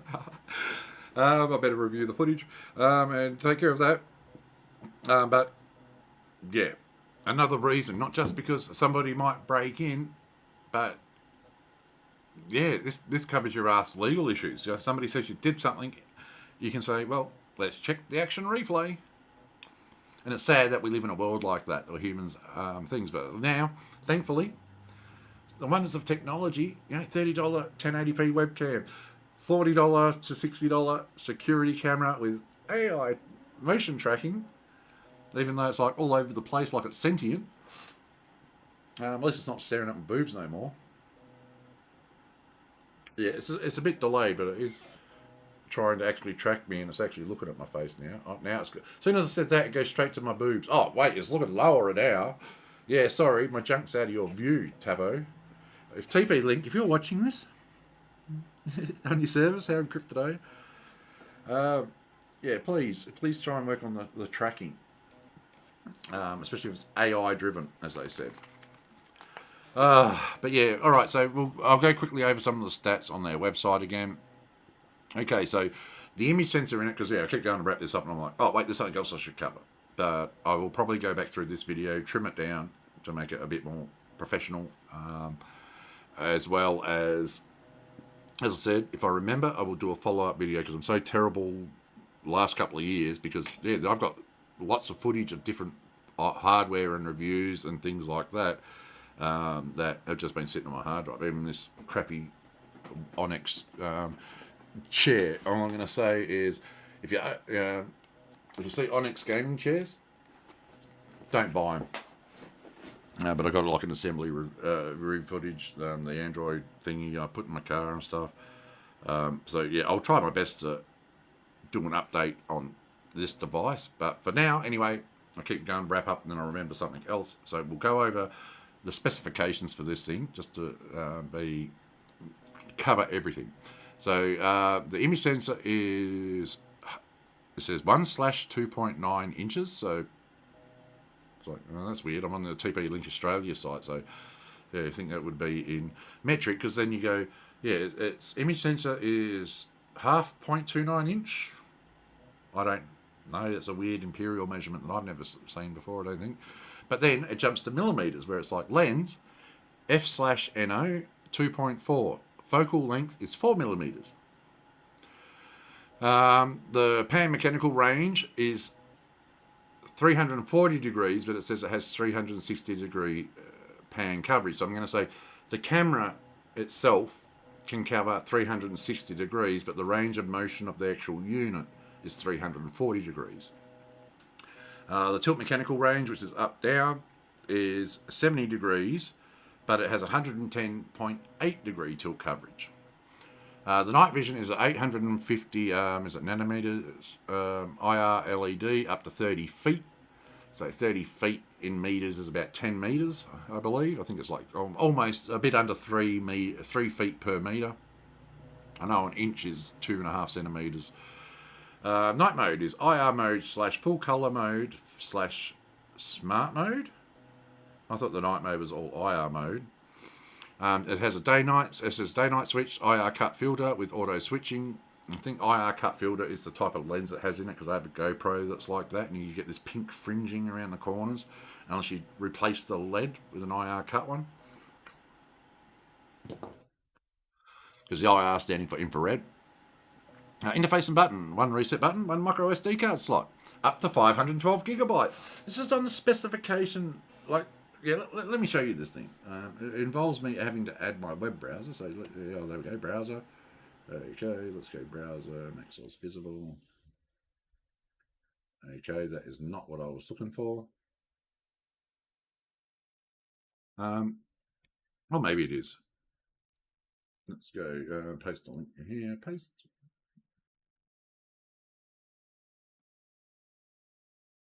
Yeah, I've not used that browser setting. So, there we go. Right. So as you can see here, it quite clearly says.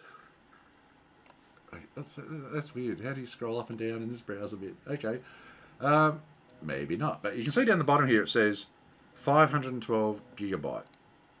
Right, let's get rid of this damn thing here and add an actual proper browser. Enable preview. Yeah. Oh, wrong button. Okay. Remove. Yep. Remove browser. Let's add actual Firefox. Media source, is it? Or is it window capture? There we go. Okay. And yeah, there we go. So you see there, 512.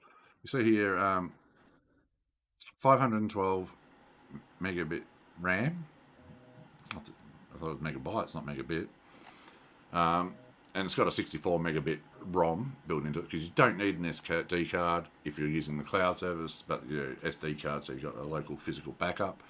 But it says 5. Oh, that's memory, not flash. So it is megabits. But yeah, here we go. The micro SD slot up to 512 gigabytes. Now, if we go back to the overview and scroll down, it quite clearly says 128 gigabyte micro SD card, up to 128 gigabytes. Now, like I said, I only noticed stuff like the 512 gigabytes after I'd already bought the SD card for it. But 128 gigabytes SD card should do fine for me. It was, like I said, it was like how many hundreds of hours that it does. But now we can go back to the specs and we can keep reading them off. So yeah, there's the full range motion is 360 horizontal, 114. Like view range, because view range is different to the physical motion.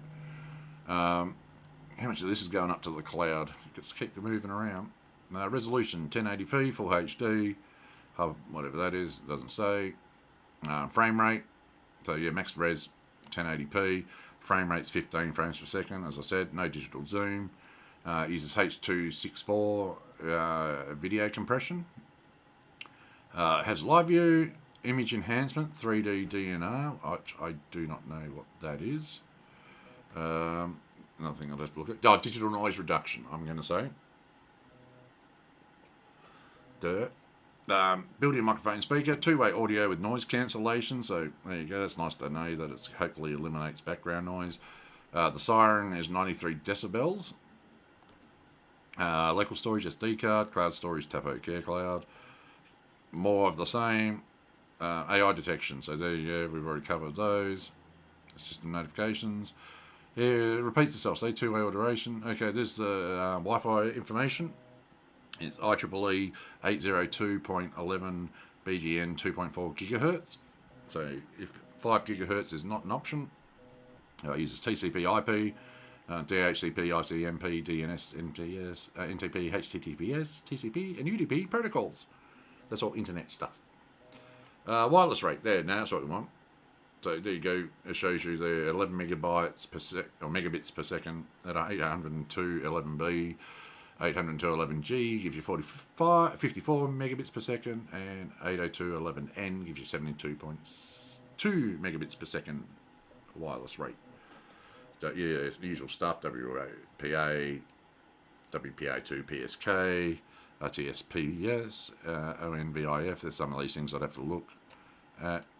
128-bit encryption with SSL and TLS, and then it goes to the transmission rates again and frequencies. So a lot of the stuff's getting repeated here. It's a 9-volt DC power adapter, so it would be easy to wire this up to like a USB power support source, or if you know what you're doing, I would recommend that I do. So, like I said, I'd be able to use this in my car. Power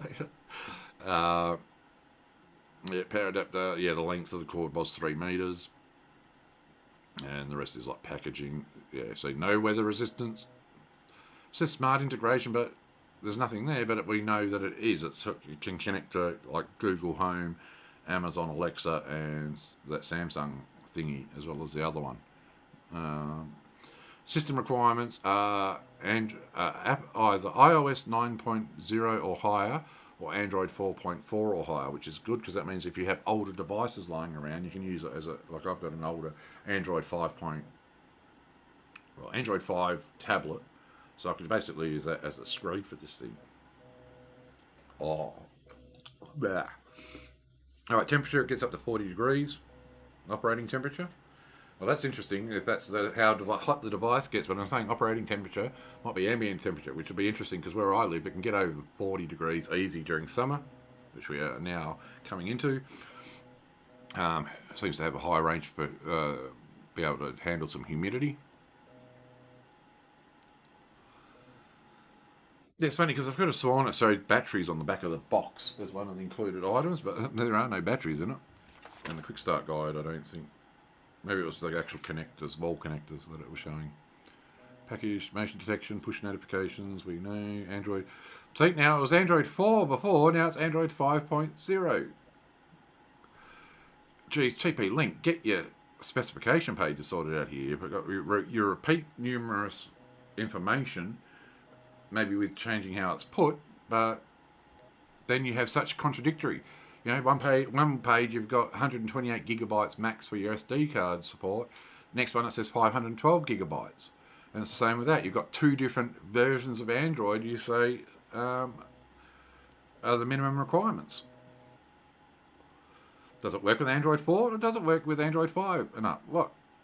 And then we have our product dimensions, which are 86.6 millimeters by 85 millimeters by 117.7 millimeters. I'll let you work out what's height, width, and depth there for you. For additional version information, go to the support page. Okay, what does the support page got? Because there's probably a product registration, hopefully creating this. Oh, please choose the hardware version. Oh, okay. Okay, so there's been 1, 2, 3, 4 versions of this. I'm going to guess I'm on the latest. I don't know where to check that. Oversee. Oh, there is a setup video guide and some other tutorials. So thankfully, yeah, once you get past this and go to the net, it does seem to have decent documentation and stuff on it, including how to mount it and things. But as I said, you just put the sticker on the wall, drill the holes, put your screws in, and I'll mount that bracket here that twists into the bottom, like so. My camera's not trying to move around on me. No, which way does that go? Oh, to the left, to the left. There you go. And it's sort of clicky when it does go in. So that feels like it'd be a bit too clicky. Okay, that's staying there for now. That is really truly snapped into there. I mean, it'd be a bit different if it was unsecured, I guess, into a solid thing. So yeah, I'll have to try and get that out without breaking it. But thankfully it still operates just fine. And hey, if you want a little bit of extra height on the camera, that works. Okay, so yeah, I think we've got everything covered now, and now we can genuinely end this video. Because, yeah, I'm going to have to say it's the 3.2 version because I cannot see anything on the box or the quick start guide that says what version it is. And I'm not sure how you're meant to tell. And if there's any stickers on the bottom with it, the serial numbers or whatever, I cannot see it.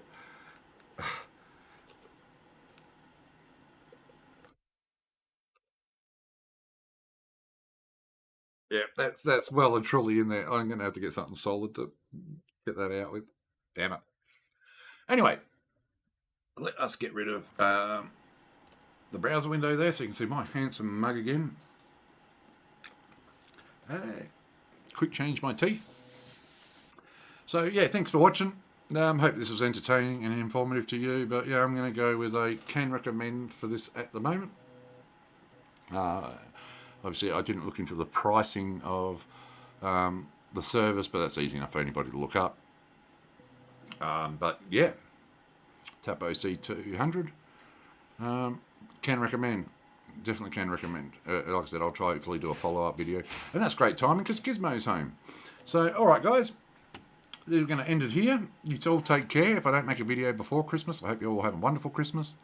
And yeah, I will be making some videos, especially relating to the game development situation. Have a proper live stream with a bit of a Q&A. So if anybody wants to jump on chat when that happens, but I'll make an announcement video of when that's happening. Maybe, I don't know, or I could just live stream it and see who shows up.